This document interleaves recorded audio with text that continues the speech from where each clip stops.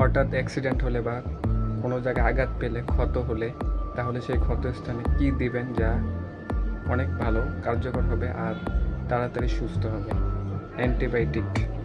যেই কোনো আঘাতের কারণে আপনার শরীরের যে কোনো অঙ্গ ফেটে যায়, কেটে যায় বা রক্তাক্ত হয়ে যায়, শরীরের স্থান কেটে ফেটে রক্ত পড়লে, রক্ত ঝরলে, তখনই সাথে সাথে সেখানে নিন গাঁদা ফুল। এই গাঁদা ফুল যেই কোনো কালার হোক, যেমন হলুদ বা কমলা, দুইটাই কার্যকর। এই গাঁদা ফুল ভালো করে আপনার যত বড় জখম হবে, ক্ষত স্থান যত হবে, ততটুকু পরিমাণেই গাঁদা ফুলের নিতে হবে। এই গাঁদা ফুলের পাপড়িগুলো ছিঁড়ে তা ভালো করে পেস্ট করুন। পেস্ট করে এই পাপড়ি পেস্টগুলোর সাথে যদি অ্যালোভেরা মেশাতে পারেন অনেক ভালো, কিন্তু যদি অ্যালোভেরা না মেশাতে পারেন তাহলে তো সমস্যা নেই, অপশনাল।